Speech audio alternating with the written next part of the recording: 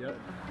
Hey guys, how we doing? My name is Will. A lot of you guys have done my basketball camps and clinics before in the past. Obviously, we're in a unique situation, a unique circumstance right now, and a lot of you guys have reached out to me with requests that I kind of put together some workouts that you're able to do either outside in your driveway or at a park or a garage. So instead of writing up an individual workout for each one of you guys, we decided that we were going to make a video and kind of demonstrate maybe a weekly workout for you guys. So we're going to start today. I'm here with my friend Anders Nelson. Guys, I'm Anders Nelson. I've been around Will's camps for the past few years, and I'm going to be, first of all, I'm a guard at the University of St. Thomas, just finished my sophomore year. I'll be the one demoing for the workout video here today, and make sure to just reach out and be sure to ask any questions that you might have for Will or myself. So again, guys, the point of this is to we're going to send these out once a week. So if you want to do it once a week, twice a week, every day, just follow these workouts and you'll get a new one hopefully every Sunday night that you can kind of take into the next week. So without further ado, we'll get started. Hey guys, first off, we're going to start off every one of these online workouts with some stationary ball handling. This is something you can work on in your own house if your parents are okay with it, maybe in your garage, but pretty much anywhere. You don't even need your own hoop to be able to do stationary ball handling. So the first thing we're going to do is we're going to start off getting low, getting our butt down, and we're going to do 50 pounds with our right hand and 50 pounds with our left hand. Alright, after we just get done with our 50 pounds with both hands, we're just going to wrap the ball around both of our legs together 25 times each way. This is good to get your hands warm. This is good to get your hand-eye coordination going at the start of the workout. Next up, we're going to do single right hand dribbles around our right leg 25 times that way, and then when you finish that, we're going to do 25 left hand dribbles around our left leg. Finally, the last stationary ball handling drill here is going to be low figure eight dribbles around both legs. You're just going to make a figure eight with the basketball between your legs, bringing it back around behind first, dribbling it back out in front, and then back behind again. Great, you've now finished the stationary ball handling section of the workout. Now, be sure to complete this at least one or two more times before you go into the next portion of the workout. All right, guys, so you can see Anders just spent about 10 or 15 minutes doing a bunch of stationary ball handling. Again, you don't need a lot of space for that. You can do it in your garage, your driveway, the street, a park, wherever you have a little bit of room. After that, we're gonna move on to some more ball handling, but this time we're gonna be changing directions. We're gonna be going on the move a little bit. We're gonna be using some cones. Again, you don't need much space, probably 15 feet or so. So Anders is gonna demonstrate what those look like right now. Alright guys, next thing we're going to move into here is some ball handling on the move. So the first thing we're going to do is work on our lunges. Just get those legs warm. We're going to lunge and dribble 5 times low next to our leg, 5 times each leg. Next thing we're going to do is set up our cones. We're going to get them in a zigzag formation, and we're going to go through them multiple different times here, doing different moves each time. So the first thing we're going to want to do is go one dribble, cross over to the next cone, approach the next cone, one dribble another cross, one dribble cross, all the way down and back. When you get back, we're just going to keep things simple, keep going one dribble between the legs, one dribble between the legs, alternating from right to left hand. Now, after you completed the between the legs, you're right, the next one's going to be behind the back. First approach the right, the cone on the right, one dribble behind, one dribble behind, one dribble behind, down and back, zigzag. Next, we're going to incorporate another basketball. This time we're going to be doing 2-ball dribbling on the move. First, we're just going to start with our lunges. Go back to the same lunges. You're going to pound each ball 5 times as you lunge. Alright, next, we're just going to take whatever space you guys have, and we're just going to go down and back 2-ball dribbling as smooth as we can. Once you go down and back once or twice and get that warmed up, you're going to alternate your dribble and do the same thing down and back. Alright, the last 2-ball drill we're going to do here is we're going to go stationary, 1 ball low, 1 ball high. Start with your right hand low and the left one high. Perfect. Once you dribble that for about 10 seconds, we're going to keep the left one low and the right hand high. You can alternate as many times as you need, but just keep working that dribble until you feel like you're good. Bring in coach. All right, guys, as you can see, that takes about 15 or 20 minutes. You don't need a lot of space, but it's a great warm-up, a great option for you guys to improve your ball handling.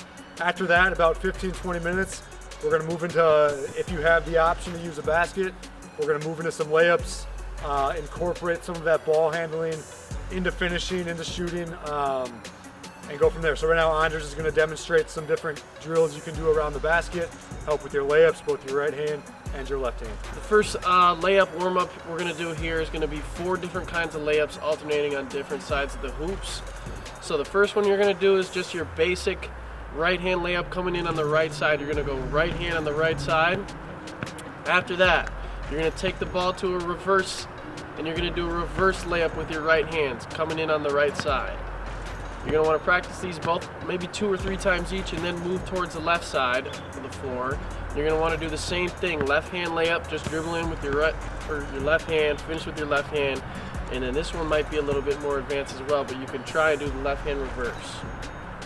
The next drill might be a little bit more similar to you guys, but we're going to work on doing the Mikan drill, so just alternating layups, shoot your rebound, catch it, come back down, finish on the other side, and I'd say go for a minute on that.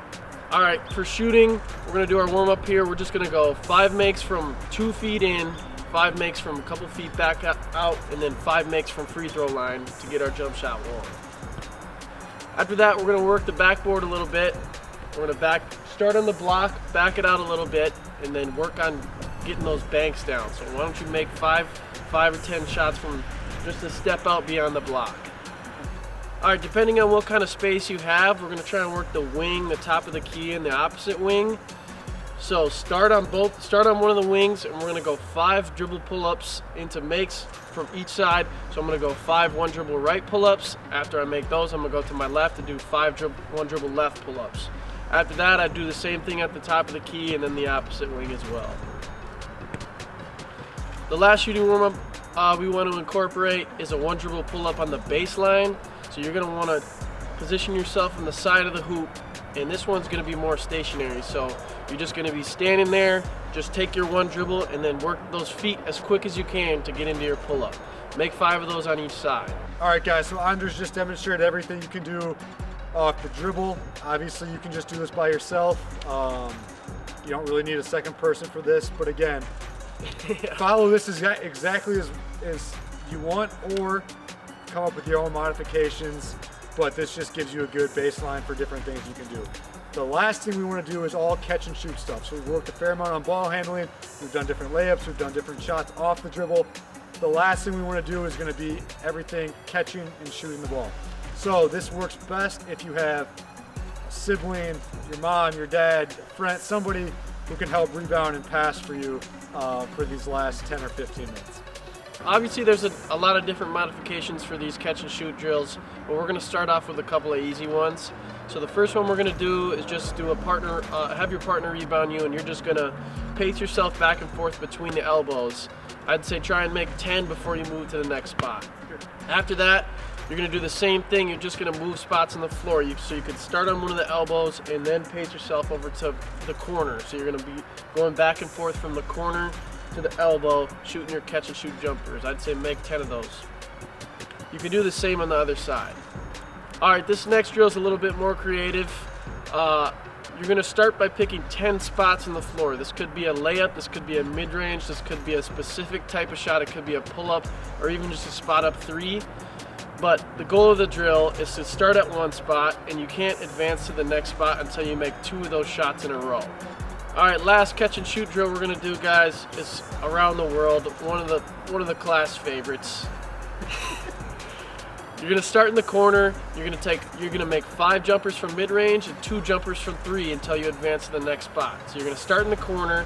After you make your 5 mid-range and your 2 threes, you're gonna move to the wing, and then you're gonna move to the top of the key, opposite wing and opposite corner. All right, guys, and that's pretty much it. Again, get creative. This just kind of leaves you a foundation for workouts to follow. The last thing we want to do is we want to make this somewhat competitive and kind of get people engaged. So the last thing you're going to do is you're going to see how many free throws in a row you can make. Take as long as you want, take as many tries as you want, but use a phone, a camera, and film yourself, and we'll see who can make the most free throws in a row for the week. So let us know, film it, and we'll pick a winner. We will be announcing the champion.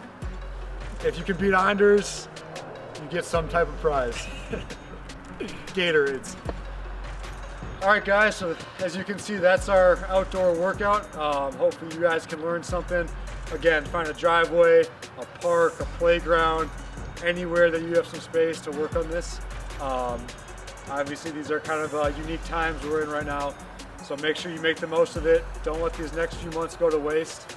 And if you have any questions, reach out to us. And for the free throw challenge at the end of your workout, I got 17. So get back to us in response, see if you guys can beat me. I'd love to play you guys in person at some point, but for now, 17 is the number. Hope you guys are doing well. Let us know if you have any questions.